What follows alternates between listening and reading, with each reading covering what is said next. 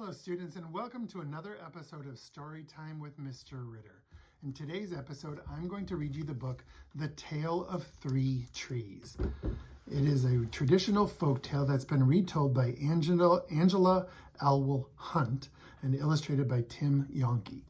This book is a favorite of our kids growing up. This book has been read to our children many, many times. The Tale of the Three Trees. Once upon a mountaintop, three little trees stood and dreamed of what they wanted to become when they grew up.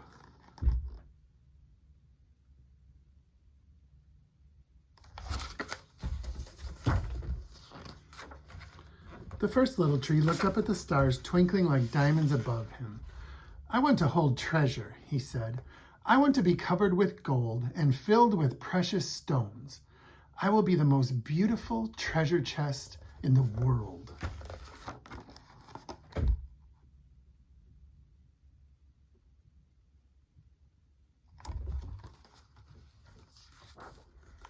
The second little tree looked out at the small stream trickling by on its way to the ocean.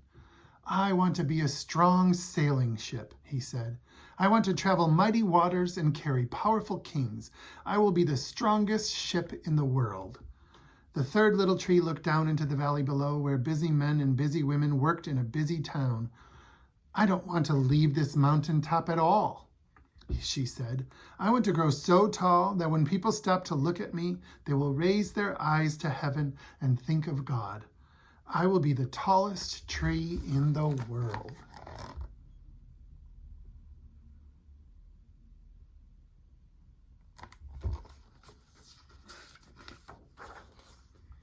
Years passed. The rains came, the sun shone, and the little trees grew tall. One day, three woodcutters climbed the mountain.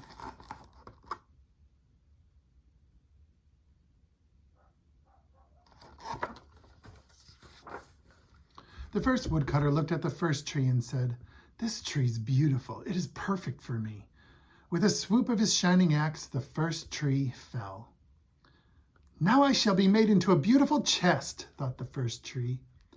"I shall hold wonderful treasure." The second woodcutter looked at the second tree and said, "This tree is strong. It is perfect for me." With a swoop of his shining axe, the second tree fell. "Now I shall sail mighty waters," thought the second tree. "I shall be a strong ship fit for kings." The third tree felt her heart sink when the last woodcutter looked her way. She stood straight and tall and pointed bravely to heaven. But the woodcutter never even looked up. "Any kind of tree will do for me," he muttered. With a swoop of his shining axe, the third tree fell.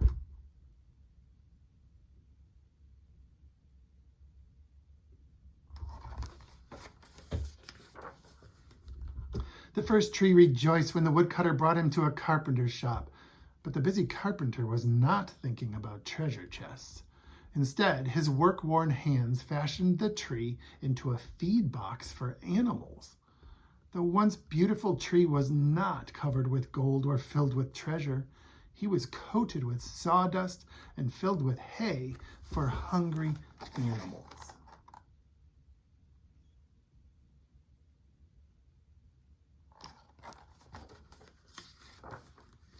The second tree smiled when the woodcutter took him to a shipyard, but no mighty sailing ships were being made that day.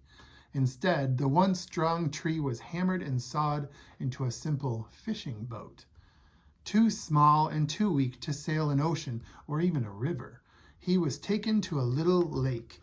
Every day he brought in loads of dead, smelly fish.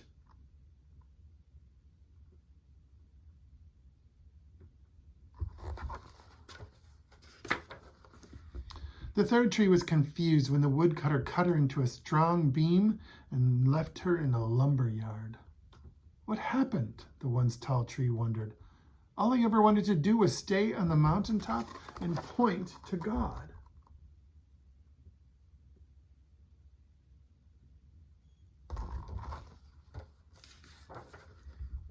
Many, many days and nights passed. The 3 trees nearly forgot their dreams, but one night golden starlight poured over the first tree as a young woman placed her newborn baby in the feed box. "I wish I could make a cradle for him," her husband whispered. The mother squeezed his hand and smiled as the starlight shone on the smooth and sturdy wood. "This manger is beautiful," she said. And suddenly the first tree knew he was holding the greatest treasure in the world.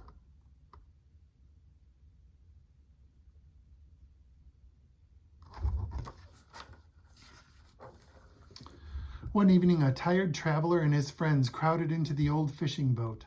The traveler fell asleep as the second tree quietly sailed out into the lake. Soon a thundering and thrashing storm arose. The little tree shuddered. He knew he did not have the strength to carry so many passengers safely through the wind and rain. The tired man awakened. He stood up, stretched out his hand, and said, "Peace." The storm stopped as quickly as it had begun. And suddenly the second tree knew he was carrying the King of heaven and earth.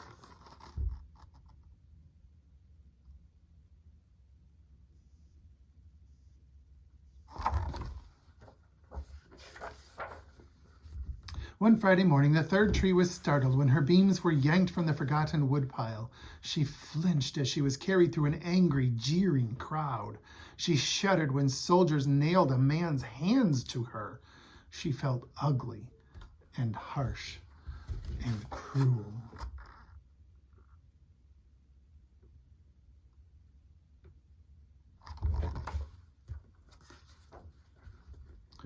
But on Sunday morning, when the sun rose and the earth trembled with joy beneath her, the third tree knew that God's love had changed everything. It had made the first tree beautiful. It had made the second tree strong. And every time people thought of the third tree, they would think of God.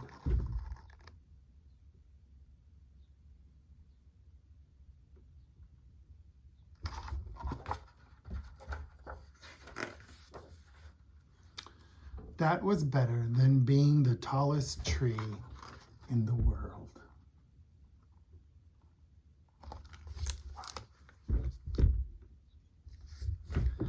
Have a great day, everybody. You can do this.